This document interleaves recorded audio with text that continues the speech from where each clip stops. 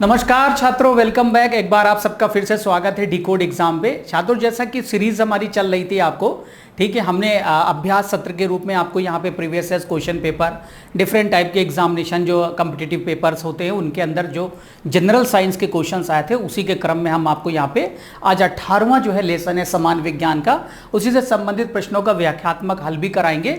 Last तक जमे रहिएगा, लास्ट तक जुड़े रहिएगा और देखिएगा कि इसके अंदर क्वेश्चन मिलना चाहिए, क्वेश्चन के लेवल को। बहुत सारे छात्रों को ये क्वेरी रहती है कि सर इसका स्टैंडर्ड बढ़ा दीजिए। बहुत जल्द आपको जो है इससे बड़े स्टैंडर्ड के क्वेश्चन भी हो सकता है, कमिटमेंट नहीं, लेकिन हम आपको जरूर आगे जो है करवाएंगे। आप जरूर इसको जो है ज्वाइन करिएगा, जिसके अंदर जो है स्टेप बाय स्टेप का जो लेवल जो करंट में चल रहा है, ठीक है, उस तरह के भी हम आपको देंगे। लेकिन इस पर आप अभ्यास कर लीजिए, जिससे कि आपको बहुत सारे बेसिक क्वेश्चन जो है जनरल साइंस के और जो ऑप्शन साथ में रहते हैं उनसे भी रिलेटेड हम जो चीज़ों को बताते हैं उस पर भी विशेष ध्यान दीजिएगा। तो चलिए छात्रों, लास्ट तक बने रहिएगा क्लास के अंदर। और ये जो हम पढ़ाने जा रहे हैं इसके अंदर आपको 30 क्वेश्चंस और आंसर आपको यहाँ पे कराएंगे एमसीक्यू फॉर्म में। तो पहला प्रश्न आपके सामने है, बहुत ही सिंपल क्वेश्चन है। कौन सा जानवर अपने पूरे जीवन में कभी भी पानी नहीं पीता? ये विभिन्न प्रतियोगी परीक्षाओं में पूछा जा चुका है, डिफरेंट टाइप के एग्जाम्स में, अलग अलग जगहों पे, अलग अलग स्टेट्स में पूछा जा चुका है छात्रों, ठीक है। तो आपने बहुत सारों के बारे में सुन रखा होगा ऑलरेडी कि कुछ ऐसे एनिमल्स है जो बहुत रेयर ऑफ द रेयरेस्ट पानी पीते हैं अपने जीवन काल में, या कम पानी पी ले तो भी जीवित रह सकते हैं। जिसमें पहला ऑप्शन है कंगारू है, ठीक है। आपको पता है कंगारू किस क्षेत्र में पाए जाते हैं देश दुनिया में? अगर देखें तो कुछ खास ऐसे कॉन्टिनेंट में जो हमारे एरिया है, लाइक जो है ऑस्ट्रेलिया। दूसरा है दरियाई घोड़ा हिप्पोपोटामस, जो आप जानते हैं ये तो फिश होती है, मछली होती है। तीसरा जो है चूहा को आप जानते ही हैं छात्रों, जनरली वो भी पानी पीते हैं। एक कंगारू रैट होता है, कंगारू चूहा छात्रों, कंगारू की तरह से वो भी क्या है कि वो अपने पूंछ के बल पे खड़े हो सकते हैं। यानी जिस तरह से कंगारू जो है अपनी टेल पूंछ के सपोर्ट पर, वो आपने देखा बॉक्सिंग करते हुए कई सारे वीडियो देखा होगा, उसी तरह से ये ऑस्ट्रेलिया में ही खास तौर से उसके आसपास के इलाकों में पाया जाने वाला है। क्वेश्चन नंबर अगर 1 में देखे छात्रों तो यहाँ पे करेक्ट आंसर जो होगा वो कंगारू रैट होगा, ठीक है। ये अपने जीवन में अगर देखा जाए छात्रों, एंटायर लाइफ कभी भी अगर आप देखें तो पानी ना भी पिएगा, यानी स्पेशली वाटर को इनटेक ना भी करे, तो जो ये खाद्य सामग्री खाता है, जो भी चीजें, ठीक है, इनटेक करता है, उसके साथ जो नमी मॉइस्चर वाटर होता है उसी से इनका काम चल जाता है छात्रों। यहाँ पे आपको बता दें इसलिए क्योंकि कंगारू चूहा वस्तुतः अपने पूरे जीवन पानी बिना गुजार सकता है छात्रों, इसीलिए इसको जो है यहाँ पे याद किया जाता है। अब आपको कई जगह पर कैमल लिखा होगा, ऊँट लिखा होगा, उससे भी आप कंफ्यूज हो जाएंगे कि ऊँट नहीं पीता। छात्रों ऊँट पीते हैं, कई कई महीनों तक का पानी वो स्टोर कर सकते हैं। कंगारू भी पीते हैं, क्योंकि कंगारू का जो क्लाइमेट्रिक इफेक्ट है, आपने देखा होगा जिस एरिया में वो पाए जाते हैं, एक्सट्रीमली ड्राई एंड हॉट जो है वेदर उनका होता है ऑस्ट्रेलिया के, ठीक है, डिजर्ट्स के अंदर काफी ज्यादा, तो वहां पे भी ये क्या है कंगारू रैट भी पाया जाता है। इसको भी आप अपना देख सकते हैं, इमेज वगैरह भी।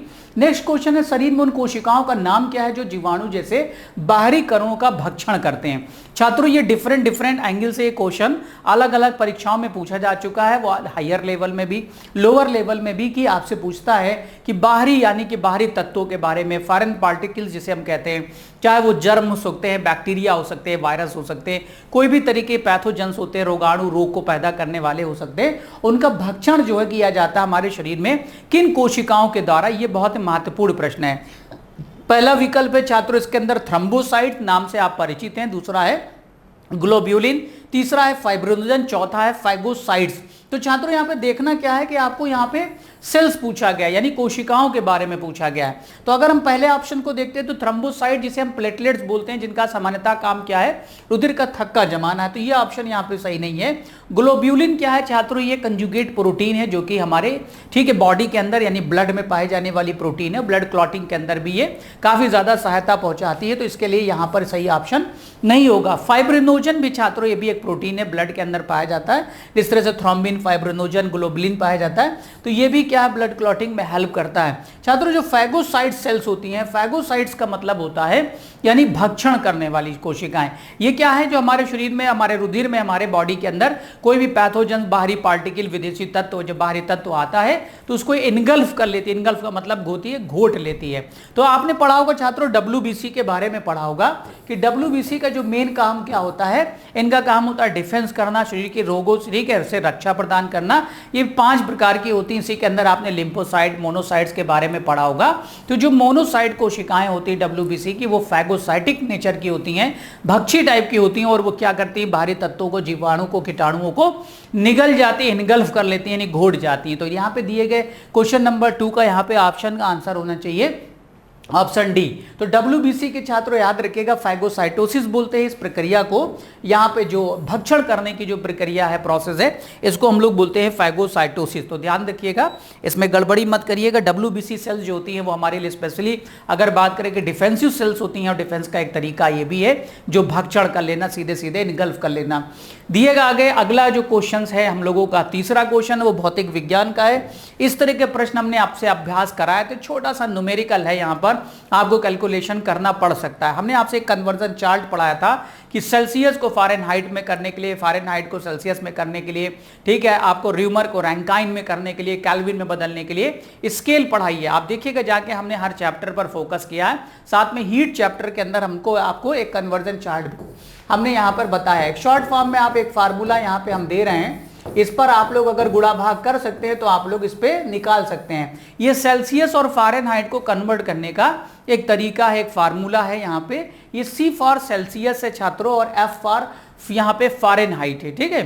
दोनों में अंतर होता है, सेल्सियस और फ़ारेनहाइट में। ये माइनस का साइन लगा है, 32/9 है। अगर आप देखेंगे जाकर किताबों के अंदर तो इस तरह से आपको ये नजर नहीं आएगा छात्रों, क्योंकि ये शॉर्ट फॉर्म में हमने उसको कंसाइज कर दिया है। सी की जगह अगर आप लोग देखें, यहाँ पर सी की जगह कितना दे रहा है, 60 डिग्री दे रहा है आपको, और अगर आप बटे यहाँ पर 5 कर देते हैं छात्रों, तो यहाँ पे F माइनस क्या हो जाएगा, 32/9 हो जाएगा। सीधा सीधा भी आप इसको मल्टीप्लाई क्रॉस करके चेक कर सकते हैं। 5 × 5, 12 × 5 60, 12 बार जाएगा, 12 9 108 हो जाएगा यहाँ पे, यानी कि 12 ठीक है, 9 जा 108, 108 हो जाएगा। यहाँ पर F माइनस 32 हो जाएगा छात्रों। F बराबर करेंगे तो 108 में, ठीक है, यहाँ पर प्लस 32 हो जाएगा छात्रों। जुड़कर जो आंसर आएगा वो आपका 140 डिग्री फ़ारेनहाइट आ जाएगा।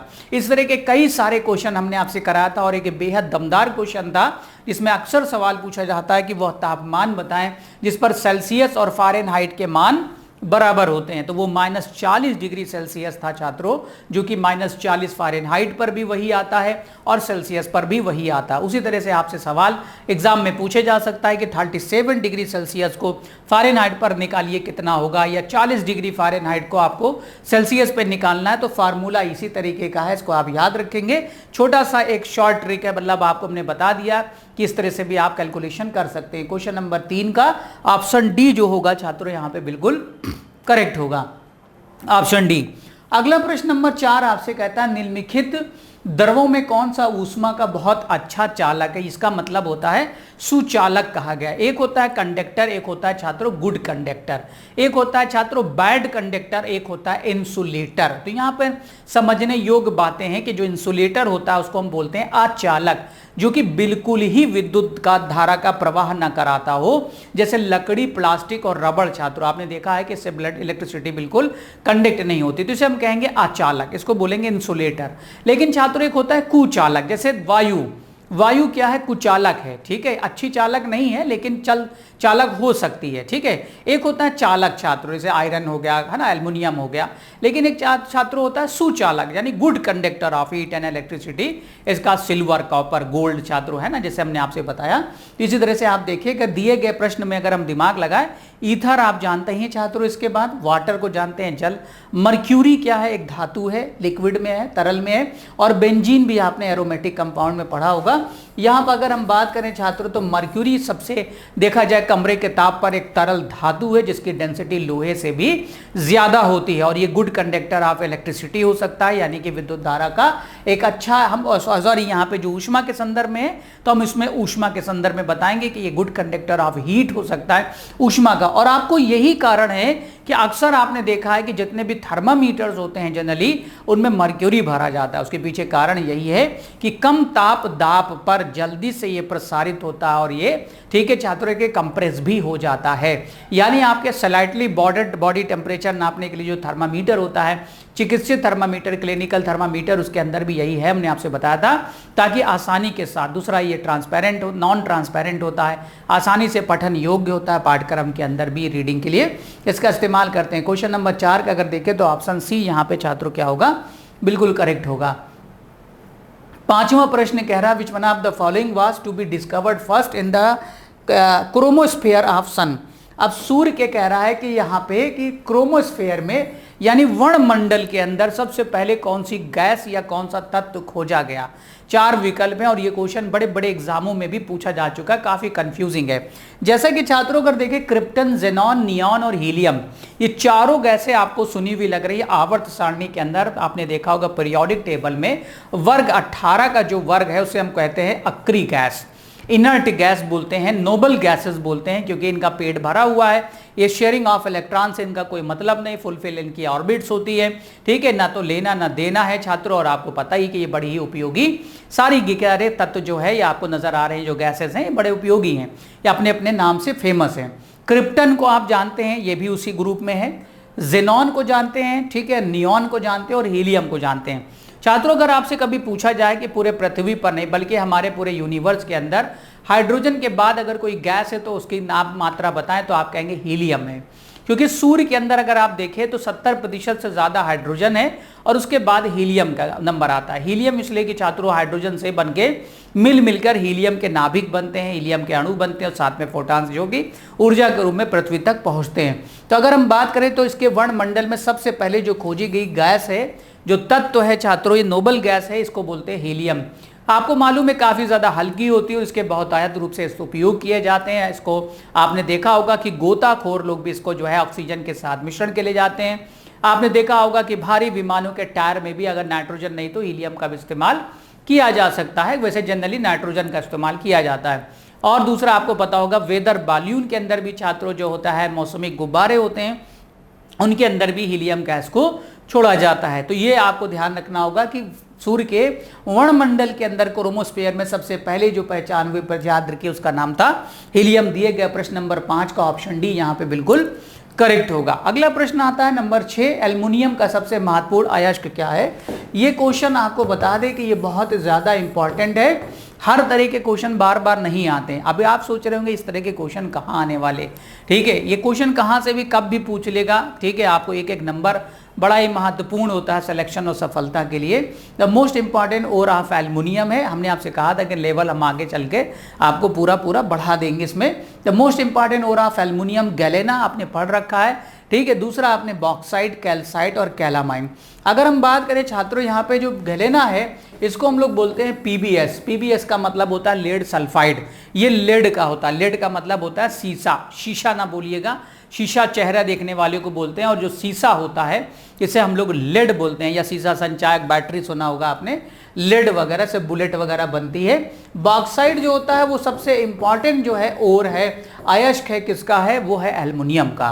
एल्युमिनियम के और भी हैं, क्रायोलाइट होता है, ठीक है, आपने सुना भी होगा, कोरंडम भी सुना होगा आपने, ये क्या है, एल्युमिनियम के ही है, ऐसा नहीं कि कोरंडम भी जो है, और क्रायोलाइट Na3AlF6 जो होता है वो भी एल्युमिनियम का है। लेकिन सबसे महत्वपूर्ण या इंपॉर्टेंट जब बात कह रहा है तो आपको सीधा सीधा बॉक्साइट लगाना है, जिससे सबसे ज्यादा मात्रा में एल्युमिनियम प्राप्त किया जाता है, इसका मूल तत्व है।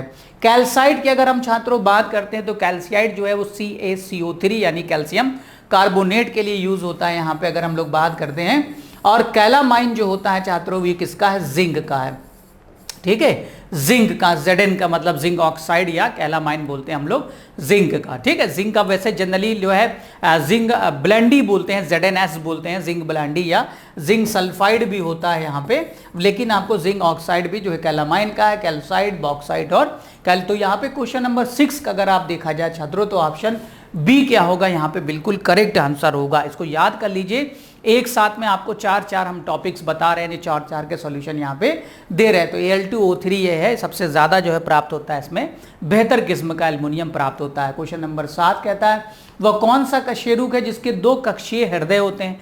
अब ये सवाल आपको याद होगा, हमने हार्ट वाले चैप्टर में पढ़ाया था कि डिफरेंट टाइप के जो है चैम्बर्स पाए जाते हैं अलग अलग जीवों के अंदर, किसी में 2 कोष्ठकीय हृदय पाया जाता है, किसी में 3 कोष्ठकीय हृदय पाया जाता है, किसी में 4 कोष्ठकीय हृदय पाया जाता है, किसी में 13 कोष्ठकीय हृदय पाया जाता है। ये चीज़ हमने पहले से ऑलरेडी पढ़ा रखी है, आपको बिल्कुल निःशुल्क जो है ये क्लास आपको मिली होगी, जो हम आज तक कराते चले आ रहे, क्लासेस के बाद हम प्रैक्टिस करा रहे हैं, इसीलिए हम आपसे कराए थे ताकि आपको भविष्य में आने वाले कोई भी एग्जाम में काम आ जाए। अब यहाँ पे जो आपसे सवाल है वो 2 चैम्बर हार्ट के बारे में बात कर रहा। इंसानों की अगर हम बात करें तो 4 कोष्ठकीय हृदय होता है, 4 चैम्बर्स आपको पता है। जितने भी मैमल्स हैं, चाहे वो ब्लू व्हेल फिश हो, चाहे वो गाय हो, बैल हो, बकरी हो, छात्रों वो उसके 4 होंगे। यहाँ तक कि क्रोकोडाइल जो कि एक सरीसृप है, वो अपवाद है, उसके भी 4 चैम्बर्स होते हैं। छात्रों ध्यान दीजिएगा, क्रोकोडाइल के जो कि सरीसृप है, ठीक है। लेकिन आपसे बात करता है 2 चैम्बर जो है हार्ट जो मिलेगा, क्रोकोडाइल में 4 मिलेगा, सांप जो है छात्रों 3 मिलेगा, ब्लू व्हेल में 4 मिलेगा, फिश में कितने मिलेंगे? 2 मिलेंगे। ब्लू व्हेल जो है वो मैमल्स है, स्तनपायी है, डॉल्फिन मैमल्स है, स्तनपायी है, इंसान स्तनपायी मैमल्स हैं, तो उनके अंदर 4 कोष्ठकीय हृदय। क्रोकोडाइल अपवाद है, एक्सेप्शन है, वो रेप्टाइल्स है, सरीसृप है और एम्फीबियन उभयचर, इनमें 3 कोष्ठकीय हृदय पाया जाता है, चाहे सांप हो, कछुआ हो, ठीक है, और आपका जो है घड़ियाल हो, इस सब के अंदर कितने पाए जाएंगे? 3 चैम्बर्स, क्योंकि वो सब सरीसृप हैं। मेढक के अंदर 3 चैम्बर पाए जाएंगे, लेकिन क्रोकोडाइल अपवाद है। ब्लू व्हेल में 4 हो गए, फिश में छात्रों 2, एक अलिंद और एक निलय, एक एट्रियम और एक वेंट्रिकल पाया जाता है। कुछ इस प्रकार से आपने देखा भी होगा, कुछ इस प्रकार से छात्रों बीच में इधर ये एट्रियम है और ये वेंट्रिकल है, एक तरफ अलिंद है, एक तरफ निलय। बस 3 चैम्बर्स वाले जो हार्ट होंगे उनका जो कुछ हमने बताया था इस प्रकार से आपको नजर आएगा, इस प्रकार से, ठीक है। वो इनका जो होगा छात्रों ये 1 और यहाँ पे बन गए 3, ये 1 होगा अलिंद, तो ये वो होगा आपका 2 है निलय होगा, ठीक है। तो एक आपका अलिंद हो जाएगा, 2 एक निलय, एक अलिंद फिर हो जाएगा। तो इसका कहने का मतलब ये है कि यहाँ पे क्वेश्चन नंबर 7 का दिए गए ऑप्शन में ऑप्शन डी, और 13 कोष्ठकीय हृदय बताइएगा किसका होता है, वो कमेंट में हमको ऑप्शन में बताइएगा कि 13 कोष्ठकीय हृदय किसका होगा। यहाँ पे 13 चैम्बर्स पाया जाता है उसके अंदर। क्वेश्चन नंबर 8 आपके सामने बिल्कुल करेक्ट होगा।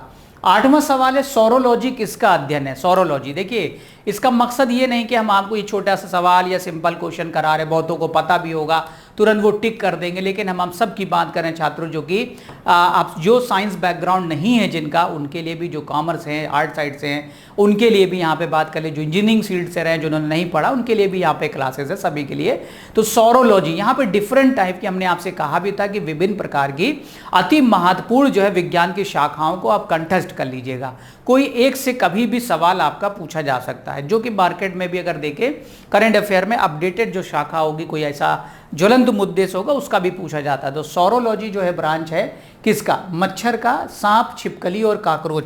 तो छात्रों सौरोज का मतलब जो होता है वो लिजार्ड्स के लिए यूज होता है, लिजार्ड यानी छिपकली के लिए स्पेशली। अगर हम बात करें तो छात्रों जो छिपकली, सांप, कछुआ, घड़ियाल, ये सब किस में आते हैं? सरीसृप में आते हैं। बेसिकली देखा जाए तो रेप्टाइल्स, रेप्टाइल्स जो होता है वो किस में बोलते हैं? लिजार्ड्स में। जो जितने भी हैं रेप्टाइल्स, इनका अलग अलग जगहों पर अलग अलग तरह से अध्ययन होता है, लेकिन छिपकलियों का सिर्फ अध्ययन जो करने के लिए एक विज्ञान की शाखा है जिसका नाम है सौरोलॉजी। क्वेश्चन नंबर 8 का ऑप्शन सी यहाँ पे बिल्कुल करेक्ट होगा। क्वेश्चन नंबर, अगर हम देखें स्नेक यानी सांप वगैरह का भी अध्ययन, तो हम लोग रेप्टाइल्स बोलते हैं, इनको सरीसृप के अंदर रखा गया। सांपों के लिए एक अलग से विभाग बना छात्रों, उसका नाम है ओफियोलॉजी। ओफियोलॉजी के अंदर सांपों का अध्ययन करते हैं और उनके विष यानी जहर का भी अध्ययन करते हैं, लेकिन यहाँ पर सिर्फ छिपकली के बारे में पूछा गया है। डिफरेंट टाइप की, छोटी छिपकली, बड़ी छिपकली, जंगली छिपकली, है ना, लोग पालते भी हैं। आपने देखा बिग लिजार्ड को मोडो ड्रैगन भी बोलते हैं उनको, वो इंसानों को दौड़ा भी सकते हैं 8 से 9 किलोमीटर प्रति घंटे की रफ्तार से, बड़े बड़े जीवों का वो शिकार करती है, लंबी सी जबान होती है, देखा भी होगा आपने, तो उसको हम लोग बोलते हैं कोमोडो ड्रैगन, बिग लिजार्ड बोलते हैं। दुनिया की सबसे जहरीली छिपकली कौन सी होती है? हमें कमेंट बॉक्स में छात्रों जरूर बताइएगा, विश्व की सबसे जहरीली छिपकली का नाम जरूर कमेंट करके हमको बताइएगा। अगला है क्वेश्चन नंबर 9, ध्वनि की वह विशेषता जो एक मादा ध्वनि को यानी एक फीमेल वॉइस को, आवाज को, एक स्त्री की आवाज को नर ध्वनि से भिन्न करती, वो क्या कहलाती? भौतिक विज्ञान का बड़ा ही दिलचस्प सवाल है। इसको लेकर काफी ज्यादा आपने देखा होगा, किसी की आवाज पतली है, किसी की आवाज मोटी है। शरीर पे मत जाइए, कोई का शरीर बहुत बड़ा लेकिन आवाज पतली, कोई का शरीर बहुत छोटा है लेकिन आवाज बहुत भारी है, ठीक है, कोई पुरुष की आवाज़ अलग है, स्त्री की आवाज़ अलग है, ठीक है। तो काफ़ी जगहों पर आपने देखा कभी कभी स्त्री की भी आवाज़ भारी हो जाती है, कभी कभी पुरुष की आवाज़ स्त्री जैसी हो जाती है।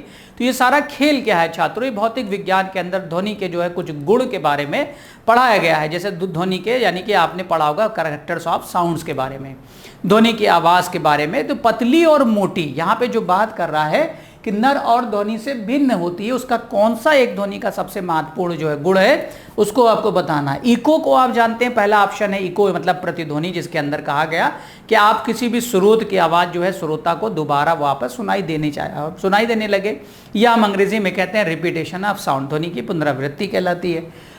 पिच जो होता है छात्रों, इसको हम लोग अंग्रेजी में पिच बोलते हैं और हिंदी में तारत्व बोलते हैं। तारत्व ध्वनि का एक ऐसा गुण है जो कि आवृत्ति पर निर्भर करता है। इसके कम होने पर क्या होता है, आवाज़ मोटी होती चली जाती है छात्रों, और इसके ज़्यादा होने पर क्या होता है कि आवाज़ पतली होती चली जाती है। तो महिलाओं के अंदर पिच का मान जो होता है तारत्व का पुरुषों की अपेक्षा अधिक होता है, इसलिए महिलाओं की आवाज़ें पतली और पुरुषों की आवाज़ें मोटी होती हैं। तो आप अंदाज़ा लगा लीजिए, जिस चीज़ की आवाज़ बहुत पतली हो, ठीक है, पिंच कर रही हो, तो उसका पिच ज़्यादा होगा, यानी आवृत्ति ऊंची होगी, ठीक है, तो आवाज़ जो है पतली होगी। और आवाज़ अगर आपकी मोटी है तो पिच का मान आपका कम हो जाएगा, ठीक है। तीसरा है क्वालिटी, जिसे हम छात्रों कहते हैं गुणता। जो गुणता, जैसे कि आप अपने कोई भी म्यूजिक इंस्ट्रूमेंट को पहचान लेते हैं, अगर आपके सामने आंख पे पट्टी बांधकर आपको वायलिन बजाया जाए तो आप बता लेंगे, गिटार होगा तो बता देंगे, तबला बजाया जाए तो भी आप बता देंगे, वीणा बजाया जाए तो भी आप बता देंगे। अपने परिवार में किसी की आवाज़ को भी आप पहचान लेते हैं, मम्मी की, पापा की, भैया की, वो उसकी गुणता के कारण। गुणता भी एक ध्वनि का एक ऐसा गुण है जो आयाम पर निर्भर करता है। रिडोमिनेंस यानी प्रबलता, ये लाउडनेस है जिसको बोलते हैं छात्रों, थोड़ी आवाज़, तेज़ आवाज़, ये कोई बड़ी बात नहीं। क्वेश्चन नंबर 9 का अगर देखा जाए छात्रों, तो यहाँ पर ध्वनि का एक ऐसा गुण है जिसे हम पिच कहते हैं। तो आवाज़ पतली है या मोटी है कई सारे कारणों पर निर्भर करता है, जैसे कि आपके हार्मोन्स के लेवल पर भी डिपेंड करता है छात्रों। आपने देखा भी होगा, हार्मोन्स के स्तर पर भी निर्भर करता है कि आवाज़ किसकी पतली होगी, किसकी मोटी होगी। बाज़ लोगों के, लड़कियों की आवाज़ बहुत भारी हो जाती है और बाज़ लड़कों की भी पतली आवाज़ हो जाती है, ठीक है। अगला सवाल है क्वेश्चन नंबर 10, एक अंतरिक्ष यात्री को अंतरिक्ष में आकाश का रंग कैसा दिखाई पड़ेगा। बड़ा अच्छा सवाल है और ये आ चुका है आपके एग्जाम में, ठीक है, स्टेट पीसीएस में पूछा जा चुका है कि what will the sky look like an astronauts in space. एक अंतरिक्ष यात्री आसमान में जब जाएगा, सूरज निकला हुआ है, सूर्य दिखाई देगा, ऐसा नहीं कि अंतरिक्ष में जाएगा एस्ट्रोनॉट तो सूर्य दिखना बंद हो जाएगा। सूर्य दिखेगा, दहकता हुआ आग का गोले की तरह से होगा, लेकिन छात्रों आप नज़र उठाएंगे अगल बगल तो सब तरफ अंधकार होगा, अंधेरा होगा।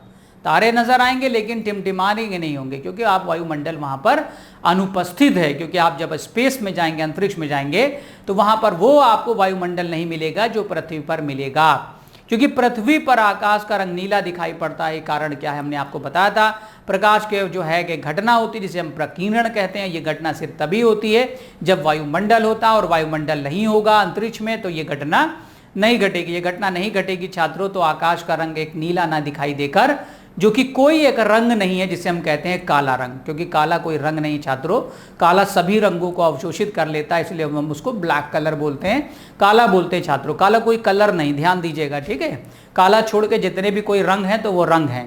काला सभी रंगों को अवशोषित कर लेता है, अपने से कोई भी रंग को वापस परावर्तित होने नहीं देता। जिस तरह से ब्लैक होल के बारे में पढ़ा होगा, ब्लैक होल, ठीक है छात्रों, एक ऐसा एरिया, एक ऐसा क्षेत्र, इतना उच्च वहाँ पर गुरुत्वीय मान होता है जिससे कि प्रकाश भी छात्रों से बच नहीं पाता, उसको भी वो अवशोषित कर लेता है। जब प्रकाश परावर्तित नहीं होगा तो वहाँ पर आपको कोई चीज़ नज़र नहीं आएगी, काला धब्बा, काला स्पॉट्स नजर आएगा। क्वेश्चन नंबर 10 का अगर देखा जाए तो छात्रों फिर अंतरिक्ष का रंग बिना एटमॉस्फेयर के, बिना उस घटना के कैसा दिखाई पड़ेगा, काला नजर आएगा। चंद्रमा पे हो या स्पेस में हो, कहीं भी हो।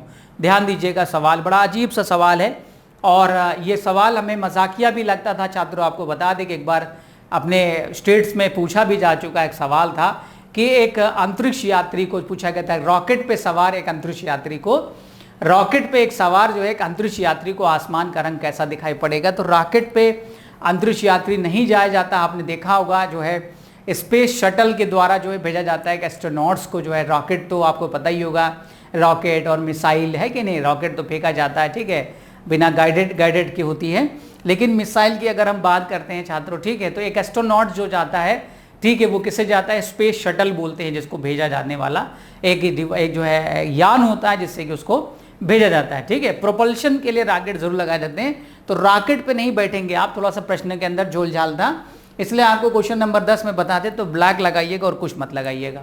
सही आंसर होगा black, due to absence of atmosphere. इसका सीधा तर्क है कि वहां पर वायुमंडल अनुपस्थित होगा, इसलिए वहां पर वो घटना नहीं घटेगी जो पृथ्वी पर घटती है। क्वेश्चन नंबर 11 बड़ा बढ़िया है, केमिस्ट्री का सवाल। रेडियम किस खनिज से प्राप्त होता है, यानी कि आपसे पूछा जा रहा है ओर्स। ओर्स का मतलब होता है आयश को पूछा जा रहा है, रेडियम कहाँ से प्राप्त होता है। पहला है छात्र रूटाइल, दूसरा है हेमेटाइट, तीसरा है चूना पत्थर और चौथा है पिच ब्लेंडी। देखिए रूटाइल जो है वो टाइटेनियम ऑक्साइड का है, TiO2 है, टाइटेनियम का है। हेमेटाइट छात्रों आप जानते हैं कि आयरन का है, हेमेटाइट मैग्नेटाइट आपने सुन रखा है। लाइमस्टोन चूना पत्थर को हम लोग बोलते हैं छात्रों, आपको पता ही है। पिच ब्लेंडी जो होगा वो करेक्ट आंसर होगा यहाँ पे, और रेडियम यहाँ पे छात्रों है यहाँ पे। तो ये जो आपके सामने जो नाम लगा छात्रों, रेडियम की जगह पे यहाँ पर होना चाहिए था यूरेनियम। देखिए अब यहाँ पर इसीलिए, लेकिन मजबूरी है कि दिए गए प्रश्न के अंदर, गलत प्रश्न के अंदर भी ऑप्शन डी यहाँ पर जो है करेक्ट होगा, यानी पिच ब्लेंडी जो कि यूरेनियम ऑक्साइड का U3O8 है। कुछ और भी मात्रा पाई जाती है, रेडियम भी प्राप्त होता है, लेकिन बेसिकली अगर देखा जाए पिच ब्लेंडी जो होता है वो किसका है, यूरेनियम का है छात्रों। ठीक है, लेकिन क्योंकि एक और अयस्क के अंदर कई और भी तत्व पाए जाते हैं, कम मात्रा ज़्यादा मात्रा में, तो रेडियम भी प्राप्त हो सकता है। लेकिन दिए गए प्रश्न के अंदर आप 11वें में ऑप्शन डी लगाना पसंद करेंगे। 12वां प्रश्न जो है आपके सामने, अब यहाँ पे 12वां प्रश्न आपके सामने है छात्रों, पानी में सबसे अधिक घुलनशील क्या है। देखिए अब घुलनशील का मतलब होता है सॉल्युबल। ठीक है, यानी जब आप किसी चीज़ को किसी भी द्रव में घोल देते हैं, डिजॉल्व कर देते हैं, कोई चीज़ थोड़ा तो तेजी से घुल जाती है, कोई चीज़ जो होता है वो थोड़ा टाइम लेती है, और कोई चीज़ होता है कि जो बिल्कुल ही नहीं घुलती, आफ्टर सम टाइम वो सेडिमेंट हो जाती है। बालू है, मोरंग है, गिट्टी है, आपने देखा होगा, बजरी है, पानी के अंदर लगेगा कि घुल गया आपके। ठीक है, गाद है, सिल्ट है, घुलेगा नहीं, लगेगा कि घुल गया, लेकिन कुछ समय के बाद देखेंगे कि वो सेडिमेंट हो जाएगा, जम जाएगा तली में जाकर। आपने देखा है कई बार गांव देहात में बम्बा में कह रहे हैं कि भाई कचड़ा आ रहा है, बालू आ रहा, थिरा के पानी पियो। वाकई थिरा के पिया, हम लोगों ने भी पिया गांव देहात में। कई बार नया नया पंप लगा होता है, आपका मोटर देखा हो तो बालू आता है काफ़ी दिनों तक। तो ऐसा नहीं कि वो बालू घुल गई है, घुलने का मतलब होता है कि अगर आप देखिए उसकी जो मात्रात्मक मान है वो नजर ना आए आपको। ठीक है, क्वालिटिव जो होता है, क्वांटिटिव तो खत्म हो जाए, क्वालिटेटिव अगर हम बात करें, क्वालिटी की मात्रा अगर देखा जाए, उसके पावर को देखा जाए, उसकी मात्रा को देखा जाए तो इंटरनली मौजूद रहता है। जैसे चीनी के बारे में कह रहा है, दूसरा सल्फर, तीसरा कह रहा है कॉमन साल्ट साधारण नमक, और कैम्फर यानी कपूर के बारे में। पहला जो छात्रों है शुगर। अब देखिए शुगर के मतलब ये है कि पानी क्या है, H2O है, वाटर एक अच्छा विलायक भी है, एक अच्छा विलयन भी है। ठीक है, जिसके अंदर आप चीज़ों को घोल सकते हैं। चीनी क्या है छात्रों, चीनी का मतलब होता है C12H22O11.H2O, जिसे हम कहते हैं सुक्रोज। सुक्रोज है, इसमें कार्बन है, हाइड्रोजन, ऑक्सीजन है, आपको पता ही छात्रों। इसके अंदर इसमें हाइड्रोजन आयन भी होता है, 6 कार्बोक्सिल ग्रुप पाए जाते हैं, जिसकी वजह से तेजी के साथ ये वाटर के साथ रिएक्ट करता है, यानी कि उसके साथ डिजॉल्व हो जाता है। इसको ज़्यादा समय नहीं लगता है, इसलिए क्वेश्चन नंबर 12 में अगर देखें तो सबसे अच्छा जो सॉल्युबल जो वाटर में होगा दिए गए ऑप्शन में वो है शुगर। अगर हम उसके बाद बात करें छात्रों सेकंड नंबर पे, वो है कॉमन साल्ट, यानी कि सोडियम क्लोराइड। सोडियम क्लोराइड नमक भी आपका आसानी से घुल जाता है, लेकिन चीनी उससे जल्दी आसानी से घुलेगी, लेकिन एक समय तक, समझ लीजिएगा, घुलता तब तक है जब तक, याद रखिएगा कि विलयन में जो विलायक है, ठीक है, जिसे आप मिला रहे हैं, अगर उसकी मात्रा ज़्यादा हो जाती है तो फिर क्या होगा, सैचुरेट कर जाएगा, संतृप्त कर जाएगा। हमेशा नहीं चीनी घुलेगी। आपने देखा होगा कि पानी में अगर चीनी की मात्रा ज़्यादा हो जाए, पानी कम हो जाए, तो विलयन क्या हो जाएगा, सैचुरेटेड हो जाएगा, संतृप्त हो जाएगा, तब नहीं घुलेगा एक समय तक। तो पानी की मात्रा और बढ़ानी पड़ेगी, इसलिए ध्यान दीजिएगा। इसलिए हर चीज़ का एक लिमिटेशन है। यहाँ लिखा होगा क्योंकि इसमें 6 हाइड्रोक्सिल समूह होते हैं, जिनका अर्थ होता है कि पानी के साथ कई हाइड्रोजन बंध बना सकती है, जो इसकी उस घुलनशीलता में योगदान देता है। ठीक है, ये यहाँ पे ध्यान दीजिएगा, C12H22O11.H2O, ये है सुक्रोज का फार्मूला या चीनी का फार्मूला भी आप कह सकते हैं। अगला है शरीर में सबसे बड़ी रक्त वाहिका कौन सी है। देखिए कितना अच्छा क्वेश्चन है। हम लोगों ने पढ़ लिया था कि बॉडी के अंदर बहुत सारी ब्लड वेसल है। थोड़ा सा कंफ्यूजिंग क्वेश्चन है, कई बार आपको कंफ्यूज कर सकता है, क्योंकि हमारे शरीर में हमने आपसे बताया था विभिन्न प्रकार की रुधिर वाहिनियां हैं, है ना, जरूरत के अनुसार नेचर ने, कुदरत ने हमारे अंदर रखा। कुछ है जो शुद्ध रक्त का प्रवाह करती हैं हृदय से पूरे शरीर में, ठीक है। कुछ ऐसी हैं जो अशुद्ध रक्त का प्रवाह शरीर से हृदय में करती हैं, ठीक है। कुछ ऐसी हैं जो छोटी छोटी सी रक्तवाहिकाएं हैं जो हमारे शरीर के सीमांत छोरों में पाई जाती हैं। तो देखने योग्य ये बात है कि शुद्ध और अशुद्ध में भी, शुद्ध में भी शरीर की सबसे बड़ी और अशुद्ध में भी शरीर की सबसे बड़ी रुधिर वाहिनी आपसे पूछ सकता है। लेकिन ओवरऑल अगर आप देखें कि शरीर के अंदर सबसे बड़ी मोटी डायामीटर जिसका ज़्यादा है वो रुधिर वाहिनी का नाम आपको हमेशा याद रखना है। एल्वोलाई जो होते हैं छात्रों, ये कप शेप स्ट्रक्चर होते हैं, हमने बताया था फेफड़ों के अंदर पाई जाने वाली संरचना है। आर्टरी जो है सामान्यतः हम लोग धमनियों को कहते हैं, जो कि आपको पता होगा कि ये शुद्ध रक्त का प्रवाह जो है हृदय से शरीर में करती हैं। एओर्टा आप जानते होंगे, जिसको हम लोग वृहद धमनी या हिंदी में इनको बोलते हैं महाधमनी, महाधमनी याद रखिएगा, ठीक है। ये महाधमनी क्या है, ये हमारे हृदय से जब प्योर ऑक्सीजनेटेड ब्लड निकलता है तो इसी से होकर पूरे शरीर में प्रवाह कर दिया जाता है, उसका प्रवाहित कर दिया जाता है, फ्लो कराया जाता है, ठीक है। यहीं से शुरुआत होती है शुद्ध रक्त पूरे शरीर में। अगर आप इसको बंद कर दें तो पूरे शरीर में रुधिर की सप्लाई जो है, ऑक्सीजनेटेड ब्लड रुक जाएगा और इंसान की मृत्यु हो जाएगी। वेन और आर्टरी, ये दो जो आप देख रहे हैं, तो वेन जो होती है वो अशुद्ध रक्त का प्रवाह करती है शरीर से हृदय के अंदर। आप देख सकते हैं अपने हाथ पे हरी हरी नीली नीली आपको नजर आ जाएंगी। आर्टरी शुद्ध रक्त का प्रवाह करते हैं। तो एओर्टा भी एक जो है आर्टरी है, यानी एओर्टा जिसे हम लिखा हुआ है, ये महाधमनी जो है ये शुद्ध रक्त का प्रवाह करती है, लेकिन आकार में प्रकार में सबसे बड़ी है। आर्टरी भी शुद्ध रक्त का प्रवाह करती है, लेकिन ये छोटी है। धमशिरा भी जो है ये आकार में छोटी है, ये अशुद्ध रक्त का प्रवाह करती है। तो यहाँ पे दिए गए ऑप्शन को देखते हुए एओर्टा है। अगर छात्र यही क्वेश्चन को कॉम्प्लिकेटेड कर दिया जाए, उसमें पूछे कि सबसे बड़ी शुद्ध रक्त का प्रवाह करने वाली धमनी का नाम बताएं, तब आप कहेंगे एओर्टा, तब भी लगा सकते हैं। या आपसे कह दे कि सबसे बड़ी अशुद्ध रक्त का प्रवाह करने वाली का नाम बताएं, अशुद्ध रक्त का प्रवाह करने वाली का, तब छात्रों आप क्या नाम लगाएंगे, तब आप कहेंगे सुपीरियर वेना कावा, इसको बोलते हैं हम लोग महाशिरा, ठीक है। तो ये भी आंसर आपका हो सकता था। क्वेश्चन नंबर 13 का ऑप्शन सी यहाँ पे बिल्कुल करेक्ट होगा। 14वां प्रश्न कहता है मानव शरीर का कौन सा अंग पुनरुद्भवन को प्रदर्शित करता है, यानी टोटिपोटेंसी या regenerative power, healing power, repairing power, यानी टूट फूट होने के बाद मरम्मत की जो क्षमता है। ऐसा नहीं कि हमारे शरीर में इनमें नहीं है, सब में है, लेकिन किसी में सबसे ज़्यादा है और किसी में सबसे कम है। ये कुछ ऐसा स्टैटिक्स टाइप का क्वेश्चन है जो जनरली पूछ लिया जाता है कि भाई शरीर में सबसे ज़्यादा वो कौन सा अंग है जहाँ पे रिपेयरिंग की पावर है, टूट फूट की क्षमता है, हीलिंग की पावर है, तुरंत सही कर लेता है, तुरंत तो नहीं सही कर लेता है। तो अब छात्रों देखिए, अगर हमारे शरीर में त्वचा भी है, त्वचा में आप देखिए चोट लग जाए, 2 दिन पहले चीरा लग जाए, ब्लेड कट जाए, 2 दिन के अंदर पपड़ी पड़ जाती है, तीसरे चौथे दिन वो सूख के खत्म हो जाता है, घाव भर जाता है।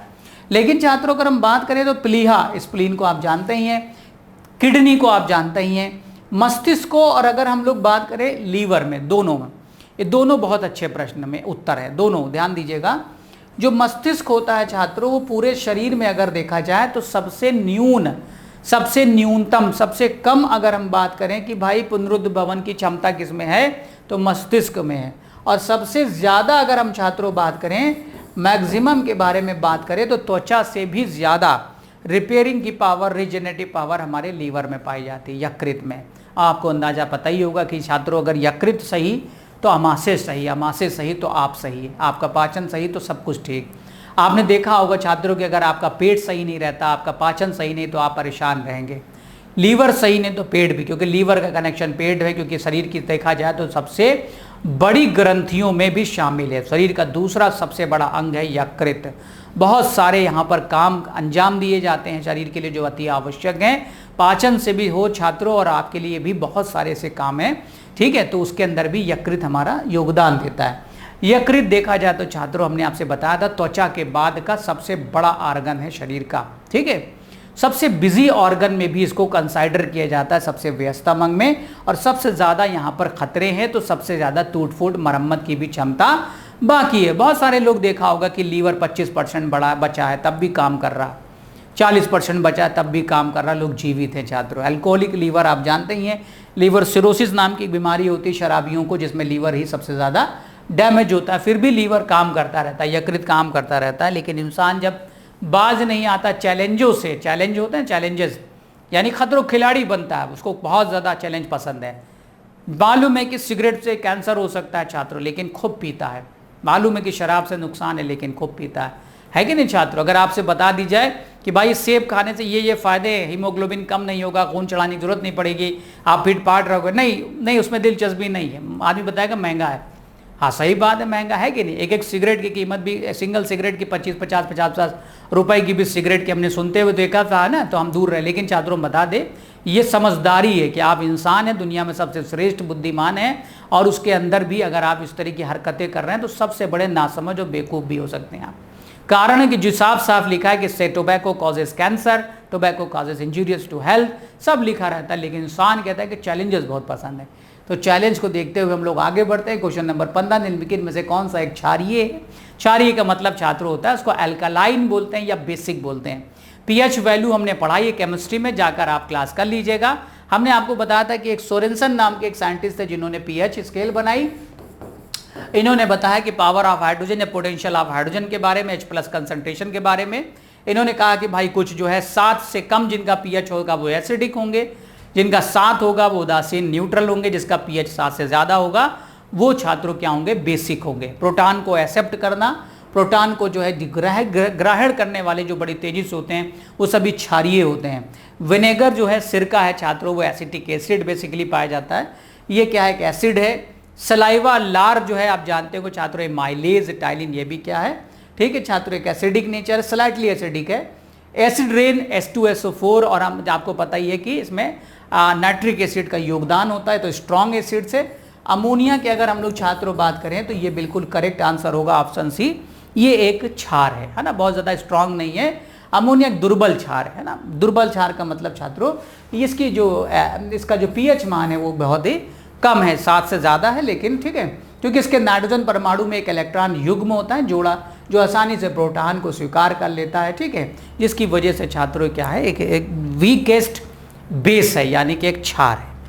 नेक्स्ट वन, अगला सवाल आपके सामने है, बिजली के पंखे की गति बदलने के लिए प्रयुक्त साधन। अब इससे से प्रश्न को भी नहीं कोई कर पाएगा तो बड़ी समस्या हो जाएगी। इस तरह के प्रश्न बहुत ही ज़्यादा आपको सिंपल लग रहे होंगे, है ना, कि स्पीड को चेंज करने के लिए इलेक्ट्रिक फैन के लिए एम्पलीफायर को आप जानते हैं, एम्पलीफिकेशन होता है, जो कि आपने देखा होगा अक्सर जो है आपकी ध्वनि को कम या ज़्यादा करने में मदद करता है। रेगुलेटर का मतलब ही होता है नियंत्रक, रेगुलेट करने वाला। स्विच आपको पता ही, रेक्टिफायर जो होता है वो आपको छात्रों क्या करता है? डीसी करंट को एसी करंट में बदलता है, रेक्टिफायर। ठीक है, रेक्टिफायर डीसी करंट को, अगर हम बात करें डीसी टू एसी करंट में बदलता है। ठीक है, स्विच आपका होगा नहीं, एम्पलीफायर होगा नहीं, यहाँ पर करेक्ट आंसर होगा रेगुलेटर।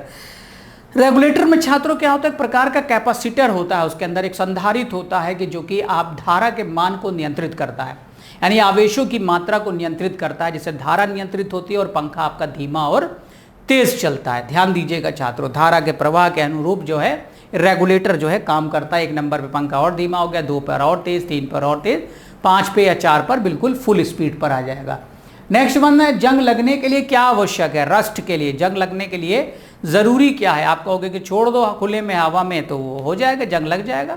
सभी चीज़ में जंग थोड़ी नहीं लगती छात्रों, जंग लगने के लिए कुछ खास चीज़ें होनी चाहिए। वो आपको पता है कि कुछ ऐसी खास धातु हैं जिनमें जंग बड़ी तेजी से लगती है। पहला है कह रहा पानी, वाकई पानी की जरूरत है। ऑक्सीजन बिल्कुल सही है। वाटर और ऑक्सीजन, पानी और ऑक्सीजन, और कार्बन डाइऑक्साइड। तो अगर हम छात्रों देखें तो सबसे उपयुक्त है जब जहाँ पे दोनों ऑप्शन मिल जाए आपको, यानी कि जल और ऑक्सीजन, या नमी कहें तो ज़्यादा अच्छा होगा, मॉइस्चर, नमी। तो पानी में हवा आपको पता ही है, हवा, एयर कहाँ है? एयर में ही वो आपका ऑक्सीजन है। ठीक, खुले में आप रख देते हैं किसी भी चीज़ को। नमी, मॉइस्चर, जिसको हम पानी कह सकते हैं। तेजी के साथ इसमें क्या लगेगा? रस्ट लगेगा, जंग लगेगी। और जंग जो है वो एक प्रक्रिया है जिसको भौतिक विज्ञान के अगर हम कहें या हम अवस्था परिवर्तन के अनुरूप कहें तो इसको बोलते हैं ऑक्सीडेशन। ऑक्सीडेशन का मतलब होता है छात्रों ऑक्सीकरण। ऑक्सीकरण का मतलब होता है तेजी के साथ कोई चीज़ का विनाश हो, क्षय हो। लोहा जो होता है देखने में ज़रूर आपको, जिसमें जंग लग गई होगी, लगेगा ज़रूर कि भाई ये आपका जो है भारी हो गया, लेकिन छात्रों वो अंदर से ख़त्म हो चुका होता है, क्षरित हो चुका होता है, इरोजन हो चुका होता है। अगर आप लोहे को पटकेंगे तो अगर 10 किलो का आपका लोहे का कोई सामग्री थी तो वो 5 किलो बचा होगा, 5 किलो जंग बन के खत्म। किस विज्ञान को कभी कभी केंद्रीय विज्ञान कहा जाता है? सेंट्रल साइंस छात्रों, सेंट्रल बीच का, केंद्र, चारों तरफ और भी विज्ञान है जो उससे संबंधित है। तो इसके लिए एक सबसे अच्छा तरीका है, आपने देखा होगा कि जब भी आप बीएससी करते हैं, ठीक है, तो एक आपको सुना होगा पीसीएम और एक आपने सुना होगा सीबीजेड छात्रों, ठीक है। आपने देखा होगा अक्सर छात्रों कि फिजिक्स और मैथ के साथ केमिस्ट्री कॉमन, और आपने देखा होगा यहाँ पर बॉटनी, और यहाँ पे छात्रों अगर हम बात करते हैं जूलॉजी के साथ केमिस्ट्री कॉमन है, ठीक है। यहाँ पे आप देखिए तो ये है केमिस्ट्री, ये है केमिस्ट्री छात्रों। फिजिक्स लें, मैथ्स लीजिए तो उसके साथ केमिस्ट्री आपको मिलेगी। अगर आप जूलॉजी बॉटनी लेते हैं तो उसके साथ भी आपको केमिस्ट्री मिलेगी, अगर आप बीएससी की बात करते हैं तो। एक ऐसा विज्ञान जिसको आप कॉमन साइंस कह सकते हैं, सेंट्रल साइंस कह सकते हैं, जिसकी आवश्यकता हर एक विज्ञान में लगभग मिल जाएगी आपको। आपने देखा कुछ ऐसे चैप्टर हैं जो फिजिक्स के अंदर भी केमिस्ट्री के पाए जाते हैं, ठीक है। इससे ये बात पुष्टि होती है कि रसायन विज्ञान एक ऐसा विज्ञान है जिसको हम केंद्रीय विज्ञान के रूप में भी जान सकते हैं। जैसा यहाँ एक्सप्लेनेशन रसायन विज्ञान को अक्सर केंद्रीय विज्ञान कहते हैं, क्योंकि ये भौतिक विज्ञान जिनमें रसायन विज्ञान भी शामिल है, को जीवन विज्ञान, चिकित्सा, इंजीनियरिंग जैसे अनुरूप उपकरणों में जोड़ने में महत्वपूर्ण भूमिका निभाने में मदद करता है। केमिस्ट्री का जानना भी बहुत ज़रूरी है, क्योंकि आपका अपना खुद का कंपोजिशन जो है वो रसायन विज्ञान पर आधारित है। चाहे वो मिट्टी के नमूने हो, चाहे छात्रों शरीर की जो है संरचना हो, उसके अंदर बनने वाले जो तत्व है, उनका जो संयोजन है, जो कंपोजिशन है, उस सभी पूरा रसायन विज्ञान पर निर्भर करता है। अगर आपने रसायन विज्ञान नहीं पढ़ी तो आप शारीरिक की जो संरचना है, जिसका कंपोजिशन है, जो तत्वों का निर्माण है, वो नहीं आप कर पाएंगे, वो जान ही नहीं पाएंगे छात्रों। अगर आपको मेडिकल साइंस में दवाओं के बारे में जानना है तो रसायन विज्ञान के बारे में सबसे पहले आपको जानना पड़ेगा, यानी उन तत्वों की प्रॉपर्टी के बारे में जिन तत्वों से आपको औषधि का निर्माण करना है, या जो भी तत्व उसके अंदर पाए जाते हैं वो औषधि के रूप में हो या छात्रों विष के रूप में हो, यानी जहर के फॉर्म में। 19वां प्रश्न आपके सामने है, बड़ा अच्छा प्रश्न है, क्वेश्चन बहुत कठिन नहीं है। आपको यहाँ पे बताना है कि इनकरेक्ट कौन सा है, पेयर, इनमें से कौन सा युग्म है जो कि सुमेलित नहीं है। थायामीन से कह रहा है कि बेरी नाम का रोग होता है। थायामीन क्या है? Vitamin B1। बेरी बिल्कुल ठीक है। एस्कॉर्बिक एसिड विटामिन सी को हम कहते हैं छात्रों, इसकी कमी से स्कर्वी हो जाता है, बिल्कुल सही है। विटामिन ए की वजह से छात्रों नाइट ब्लाइंडनेस होता है, कलर ब्लाइंडनेस नहीं होता। ये बेहद कंफ्यूजन और बेहद इंपॉर्टेंट है।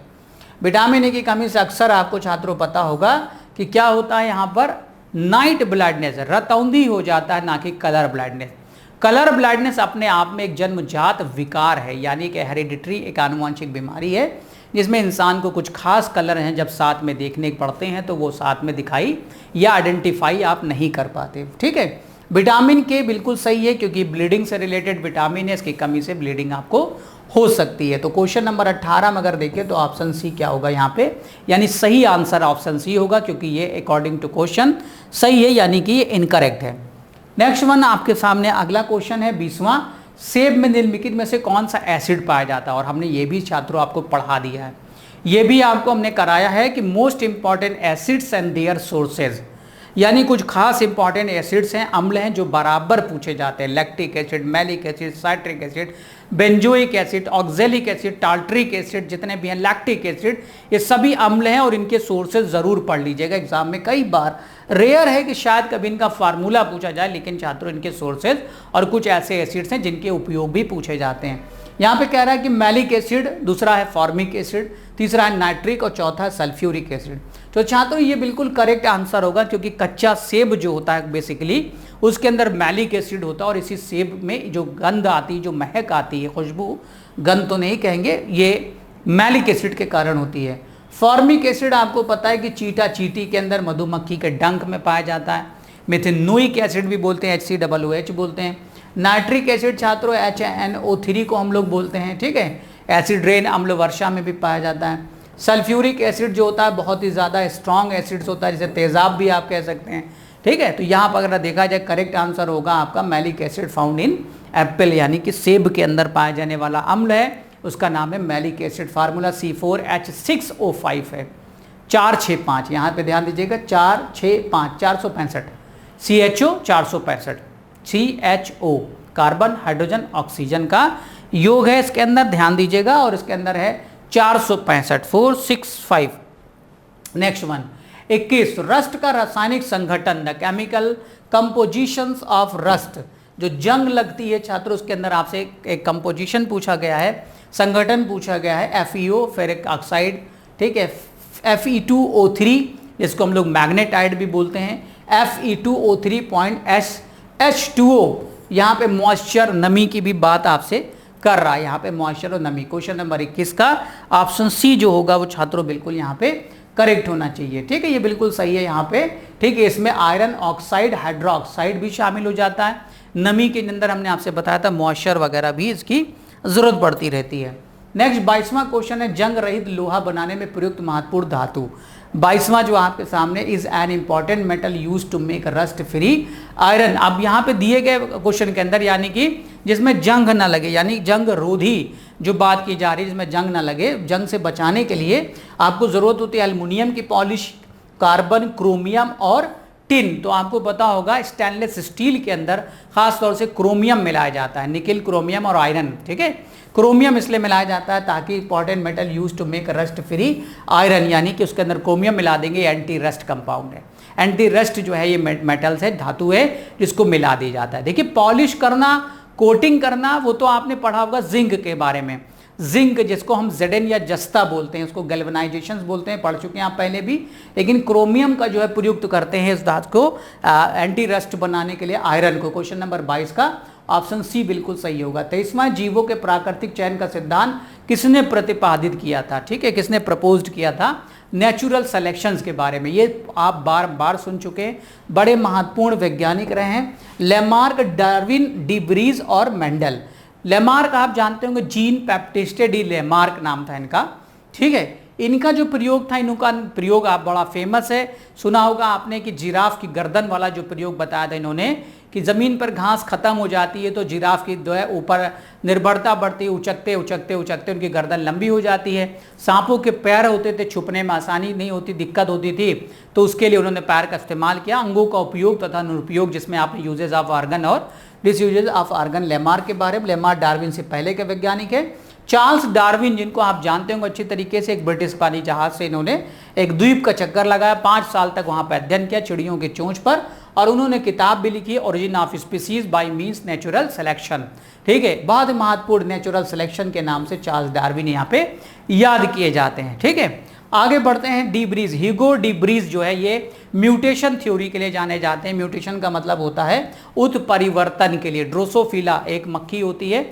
उसके ऊपर उन्होंने अध्ययन किया, अपनी जिंदगी पूरी लगा दी। ग्रेगर जॉन मेंडल को आप जानते हैं, जो कि ऑस्ट्रिया के पादरी थे, मॉन्क थे, जो कि आपको मटर के पौधे पर प्रयोग करके इनको फादर ऑफ जेनेटिक्स के नाम से जाना जाता है। तो प्राकृतिक चयन के लिए क्वेश्चन नंबर 23 का ऑप्शन सी यहाँ पे क्या होगा, बिल्कुल करेक्ट होगा। 24वां प्रश्न है, which of these animal do not have jaw.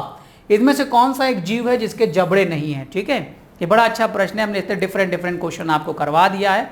18 तिहाई 54 540 क्वेश्चन लगभग छात्रों हमने आपको करवाए हैं, लगभग 540। अगर 30 क्वेश्चन हमने हर स्लाइड में रखी है, 18वीं आज ये हमारी क्लास है, तो आपको 540 क्वेश्चन जो है मिले हैं डिफरेंट टाइप के। कुछ क्वेश्चन तो आपको काफ़ी सीखने के लिए बढ़िया है, पढ़ने वालों के लिए कोई बहाना नहीं, ठीक है, ना पढ़ने वालों के लिए बहाना ही बहाना है।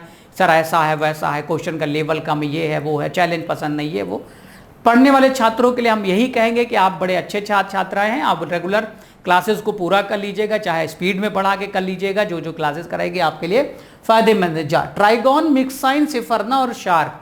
जबड़ा शार्क में भी पाया जाता है, सिफरना एक मछली है, ट्राइगोन भी मछली है, मिक्साइन याद रखिए छात्रों, ये नॉर्थ अटलांटिक में पाई जाने वाली एक मछली है जिसके जबड़े नहीं पाए जाते, जबड़े रहित।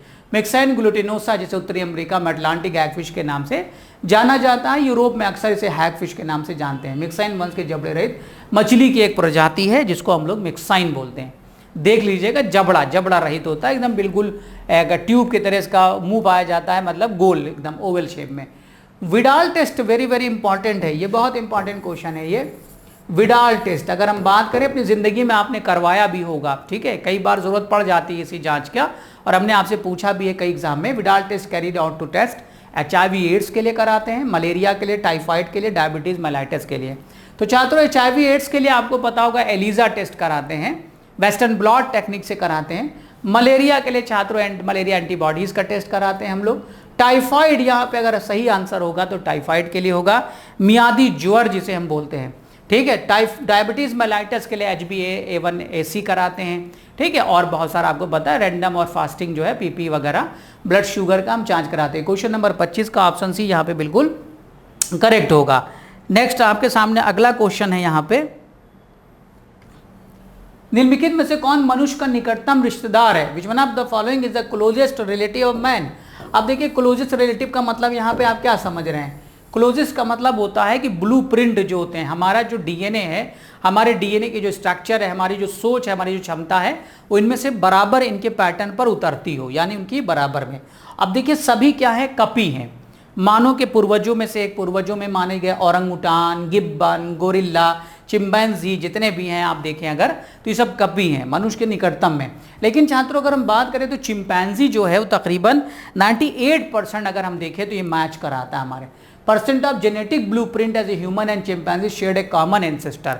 ये पता चलता है कि हमारे पूर्वज एक थे, यानी सबसे क्लोजेस्ट सबसे करीब अगर कोई है तो वो चिंपैंजी है, ठीक है। कोई आप जैसे एड्स भी सुना होगा छात्रों, जो बीमारी थी वो चिंपैंजी की थी और इंसानों के अंदर ट्रांसफर हो गई, क्योंकि इंसान चिंपैंजी वगैरह को पालते वगैरह भी हैं। अफ्रीका वगैरह में से बीमारी शुरू हुई है। 27वां प्रश्न है कि घड़ी की स्प्रिंग में किस तरह की ऊर्जा संग्रहित होती है? घड़ी आप जानते हैं ना, स्प्रिंग वाली छात्रों, जो चाबी वाली जो घड़ी होती है आज भी आपको मिल जाएगी, या बच्चों के खिलौने जो होते हैं उसमें चाबी घुमाई जाती है। अक्सर एक सवाल आता है भौतिक विज्ञान के, इसमें किस प्रकार की ऊर्जा होगी? गतिज ऊर्जा, स्थितिज ऊर्जा, तापीय ऊर्जा, भौतिक ऊर्जा। तो छात्रों आपको पता है कि ये जो स्थितिज ऊर्जा होती है, जिसे हम पोटेंशियल एनर्जी कहते हैं, ये स्थितिज ऊर्जा गतिज ऊर्जा में बदल जाती है। जब चाबी आप हटाते हैं, बच्चे के खिलौने की गाड़ी को जमीन में रखेंगे, गाड़ी बड़ी दूर तक जाएगी, यानी कि स्थितिज ऊर्जा को गतिज ऊर्जा में बदला जाता है। घड़ी में आप चाबी भरते जाते हैं, वो पोटेंशियल एनर्जी स्थितिज ऊर्जा बाद में उसको चाबी को सुइयों को घुमाती रहती जब तक उसके अंदर स्थितिज ऊर्जा कन्वर्ट ना हो जाए पूरी तरह से गतिज ऊर्जा के अंदर। तो ये क्या है? बड़ा अच्छा क्वेश्चन था। क्वेश्चन नंबर 27 का ऑप्शन बी जो होगा यहाँ पे बिल्कुल करेक्ट होगा। नेक्स्ट वन अगला सवाल है, विश्व ओजोन दिवस कब मनाया जाता है? बहुत ही सिंपल और बहुत ही इंपॉर्टेंट क्वेश्चन है ये, ठीक है। 16 सितंबर, 21 अप्रैल, दिसंबर 25 और जनवरी 30 है। तो आपको पता होगा कि 1987 में कनाडा का एक शहर है, ठीक है, मॉन्ट्रियल नाम है। मॉन्ट्रियल कनाडा के अंदर उस दिन फीता काटा गया, एक सम्मेलन बुलाया गया था जिसका नाम था, याद रखिए, ओजोन को बचाने के लिए, यानी ओजोन परत को बचाने के लिए छात्रों की एक सम्मेलन बुलाया गया कनाडा के शहर मॉन्ट्रियल में। दिन था 16 सितंबर 1987, उसी दिन तैयार कर लिया गया। ये बात में पक्का कर ली गई कि प्रत्येक वर्ष हम लोग 16 सितंबर को क्या मनाएंगे? विश्व ओजोन दिवस मनाएंगे। वेरी वेरी इंपॉर्टेंट है, 16 सितंबर का दिन जरूर याद रखिएगा विश्व ओजोन दिवस के रूप में। न जाने कितने एग्जाम में ये पूछा जा चुका है। 29वां प्रश्न है, द हवा का वेग किसके द्वारा मापा जाता है? हवा जिसको हम लोग कहते हैं एयर, ठीक है, wind. The velocity of wind is measure by barometer, anemometer, hydrometer, none of these. Barometer आप जानते हैं छात्रों क्या नापता है? वायुमंडलीय दाब को नापता है, ठीक है। एनीमोमीटर जो शब्द है, एनीमो जो है, एनीमो का मतलब होता है ग्रीक शब्द में वायु को कहते हैं, हवा को। हवा को नापना है तो एनीमोमीटर, इसके वेग को। हाइड्रोमीटर जो है वो जल के घनत्व को नापता है, और इनमें से कोई नहीं। करेक्ट आंसर होगा 29वें का ऑप्शन बी, एनीमोमीटर। एनीमो का मतलब ही क्या होता है? हमने आपसे बताया था, हवा होता है, ठीक है। और मीटर का मतलब होता है नापने वाला। 30वां लास्ट प्रश्न है, क्रिसमस रोग को दूसरा नाम क्या है? ये बहुत इंपॉर्टेंट है, आपने शायद कभी सुना हो क्रिसमस डिजीज। क्रिसमस के दिन नहीं हुई थी बीमारी, ये ध्यान दीजिएगा।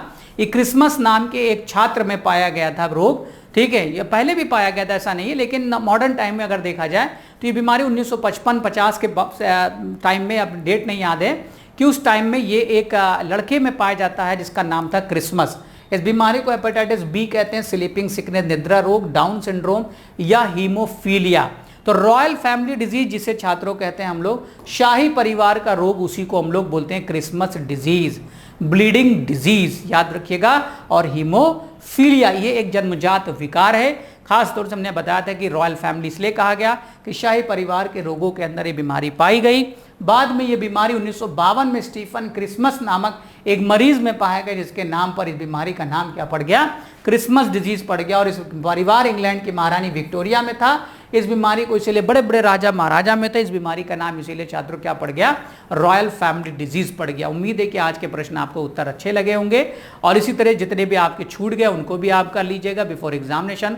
सभी लोगों को ढेर सारी शुभकामनाएं रहेंगी आने वाली परीक्षाओं के लिए। बहुत जल्द हम एक नए सत्र में आपको मुलाकात करेंगे। All the best, thank you.